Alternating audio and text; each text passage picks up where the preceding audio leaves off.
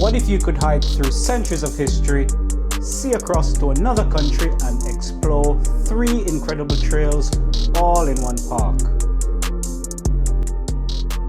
Today we're at Dyrham Park in South Gloucestershire to show you 3 hikes you absolutely have to try. In charge of navigation we've got Neil, who's going to be looking after us, never going to get navigational challenge. And in charge of safety we've got Charlie. Safety comes first. Exactly. Right. Are you ready? I'm ready. Let's do it. Let's go. I'm out.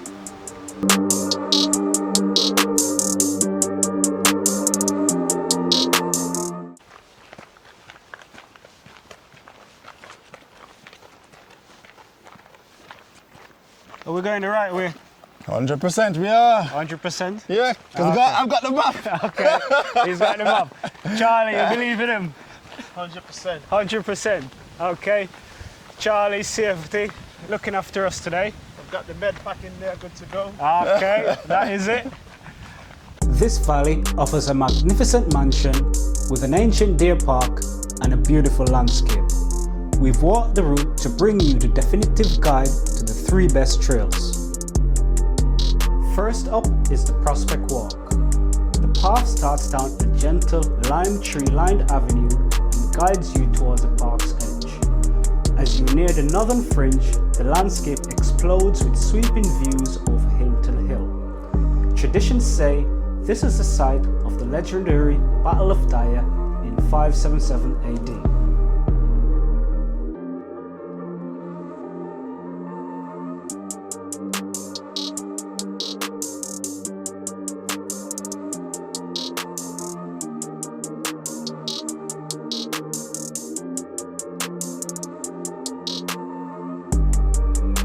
But the real showstopper is at the large beech tree, where the stone topograph points out the landmarks. On a clear day, your gaze will stretch past the Severn bridges, over the Bristol Channel, and all the way to the Black Mountains in Wales.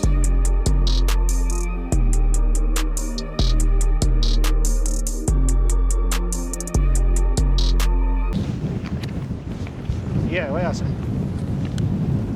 If you go lesser, there's another viewing point. Okay. Or you can carry on straight, which is the red route completely. Probably check out the viewing point. Roger. Show the views. Yes. So what viewing point is this one? This is the... Don't know. Which viewing point is? Don't have it. Right, Neil don't know where we are, people. I think he's navigationally challenged. It doesn't name. Oriented. It's up here. Durham Village. So, Gives you a viewpoint of Durham Village. Durham Village. Okay, Neil thinks Durham Village is in the horizon, so that's where we're going. Got the hawk. Well,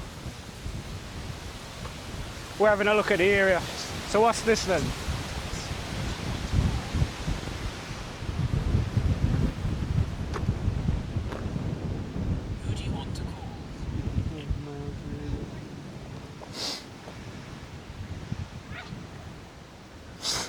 I like, yo, you see how they do a proper range card? Yeah. Right, Mr. Navigator, can you show us where we're looking, please? Looking directly westerly Yeah. to my front, we have the King's Western Hills. Then towards the northern, you have the Is that the Black Mountains? Black Mountains and the Beacon Brecons. In and then Wales. towards the southwest, you have the Pendip Hills. Pendip Hills. Yeah. Oh, nice. Charlie, are you happy? Happy. Is he not telling us gibberish? He's making sense. Excellent. Common experience of views. Common experience. Onwards and upwards. Let's keep moving. Entry. Yeah, but then you have all sorts in them tree, don't it? The palm trees, them good, because the fruit is good as well, isn't it? But oil and stuff. Yeah, I think yeah, so. Why not chat about? Palm tree? Yeah. What about palm trees? Palm tree has a lot of, not only make palm oil from the fruits, but the fruits can also be also edible from the palm trees. Oh, okay. Yeah. So they're good for shade and it's good for entry. Why, is there palm trees? For curve appeal. Is there palm trees around here? No, there's pine trees. So how palm tree come up in our argument? They're talking about curve appeal. If you had an estate, how would it look? Oh, okay. Palm trees are kind of big, tall mahogany trees as entry.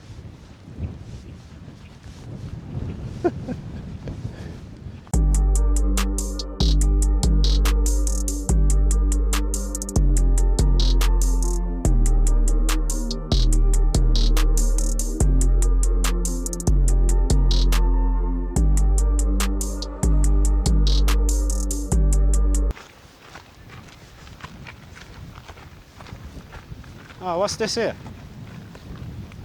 Oh, is that one of them things where the kids can find?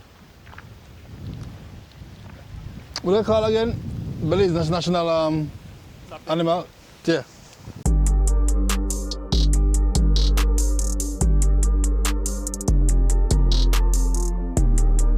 Next, it's time for a trail designed for explorers of all ages, the Terrace Walk. If you're hiking with family or just love a bit of fun, this one's for you. This route weaves through the quieter side of the park, where younger walkers can hunt for wooden animal sculptures. And they're so beautifully carved, it keeps kids totally hooked. You'll also pass a conservation area holding the last 17th century water garden. The trail smartly finishes at the old lodge, where a play and picnic area offers a perfect break. So we back on track, second route. We're here with the mystery man, Charlie. Charlie, what's your story then? So I'm from Belize. I'm the founder and CEO of Clear Belize Foundation, which is a charity that focuses on social sustainability. So we cover three main areas. One is education. However, we mainly look at vocational education. We're pretty keen on trade. The other one is sort of the rehabilitation of parks. So currently we're involved in a project which is meant to finish by December of this year, 2025. That park itself will be done in southern Belize, so Dangriga, which will be the benchmark for other park projects that we'll be doing later on.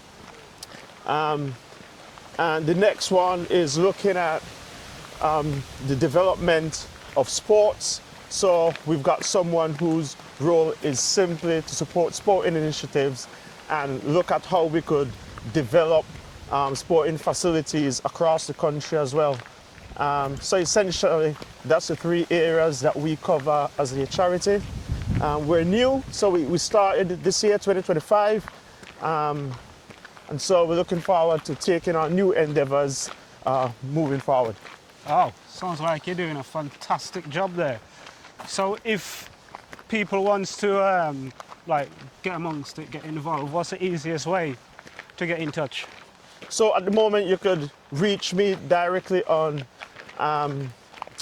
CBF. Cut that piece down. Cut that piece. Yeah, go on, me cut it out. Go on. Charles.Serrano, Serano, at cbf.com. Charlie, I thought you had the route in your head, bro. Yeah, but Let's go back. I'm not gonna try and undermine the navigator. So, which track are we on then, Neil? Because we're on a different track now, aren't we? We've cut across from the viewing point, the last viewing point we had. We should have veered right, Yeah. or veered left, or veered right. Yeah, what was that, mate? So there's a policy in the UK, or most Commonwealth countries, a part of the UK. If you have someone buried on that land, then you don't have to pay land tax or reduction in your land tax. Really? Yeah, it's an exemption clause. That's why most estates will have at least a group of family members buried on that lot. So it's classed as like a burying ground compared to an estate. Oh, because you... So we're in Dyrham Park now. If you look to your left, you can see The tombstones. The church with loads of tombstones. Tombstones. So the taxes on this land will be different to that of a normal estate with no one buried on it. Yeah, because most sites like these, you got loads of graves as well, ain't you, burial site? Yeah, and that's the reason for that. Well, it's like that a lot of Oh, they places are. in Jamaica as well. Yes, and also for large estates, they normally have like an obelisk on it as well, which they use to say that at a certain point in the day, when the day and night, they can then be able to speak to the other side of it. What, speak to the dead? Yeah, Oh, okay. so they say anyway. So they say. You haven't tried it? No. So viewers, welcome back. We are now southwest of Dyrham Park and we're heading towards the Great House via Holloway's Walk.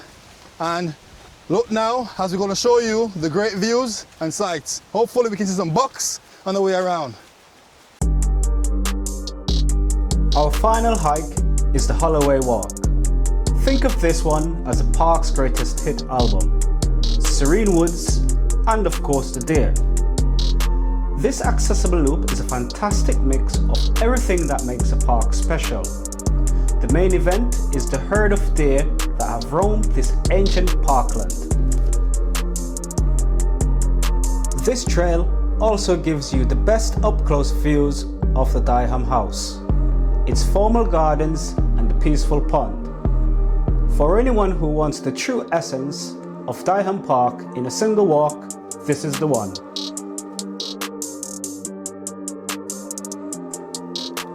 So that's a wrap. 3 amazing trails, each offering a different way to experience the magic at Dyrham Park. Whether you're chasing views of Wales, hunting for sculptures, or seeking the classic deer encounter on the park loop, there's a perfect path for you.